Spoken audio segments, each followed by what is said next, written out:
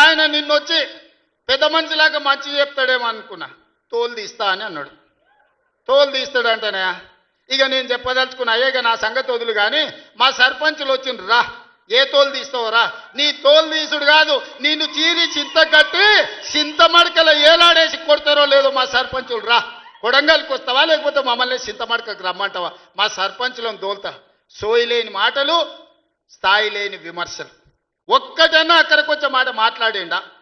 10 ఏళ్ళు నువ్వు పూర్తి చేస్తే, 10 ఏళ్ళు ఎస్ఎల్బి పూర్తి చేస్తే నల్గొండకు 4 లక్షల ఎకరాలకు నీళ్లు వచ్చేది.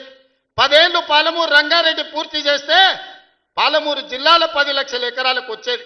కల్వకుర్తి పూర్తి చేస్తే 3.5 లక్షలకు వచ్చేది. భీమా పూర్తి చేస్తే 2 లక్షలకు వచ్చేది.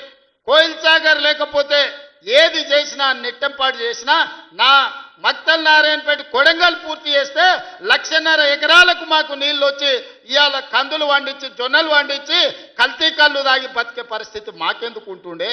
మేము కూడా మీ లెక్కనే మంచిగా పంటలు వండించేటోళ్ళం, మంచి బట్టలు తొడుక్కునేటోళ్ళం, మేము కూడా మా పిల్లల్ని చదివించుకునేటోళ్ళం.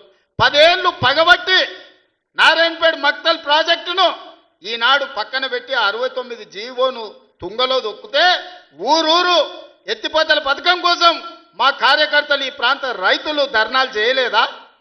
పార్టీలకు అతీతంగా 69 జీవో కోసం కొట్లాడలేదా? నీ సొమ్మె ఏం పోయిందా? మాకు నీళ్ళు ఇవ్వాలంటే నీకు ఇంత కడుపు నొప్పా? నువ్వు మళ్ళీ బయటకు వచ్చి ఇవాళ ఆయన తోలు తీస్తా అంటు. తోలు నాది కాదు కానీ ఆ షేక్పేటలో మటన్ కొట్టు మస్తాన్ ఉంటాడు, ఆయన రోజు మేకలను కోసి మండి నడుపుతుంటాడు. ఆయన చెప్పిన కేసీఆర్ ఖాళీగా ఉన్నాడంటనే తోలు తీస్తాడంట. నీ మటన్ కొట్టు మస్తాన్ దగ్గర ఇంత నౌకరీ ఇయ్యండ్రి, ఇంత బోటో కూరనో పోయేటప్పుడు ఈ బొక్కనో, ఎందుకంటే కోసిన వాళ్ళకు మామూలుగా తోలు తలకాయలు ఇస్తాం కదా మనం ఇంటికాడ దసరా పండుగ అప్పుడు, అవునా?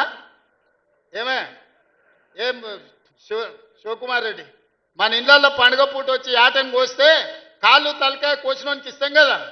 ఇక మటన్ కొట్టు మస్తాన్ కూడా చెప్పిన, ఆ కేసీఆర్ ఖాళీగా ఉన్నాడంటేనే 2 ఏళ్ళు ఫామ్ హౌస్లో ఏం చేస్తుండంటే తోలు తీసేది ప్రాక్టీస్ చేసిండంట, తోలు బాగా తీస్తాడంట. నీ మటన్ కొట్టులో ఈ తోలు తీస్తాడు, కాళ్ళు తలకాయలు మాత్రం ఉచితంగా సాయంత్రం పోతే దావతులో బోటిగిన ఏమైనా కొట్టుకొని సాయంత్రం 2 వేసేటప్పుడు తీసుకుంటాడేమో అని.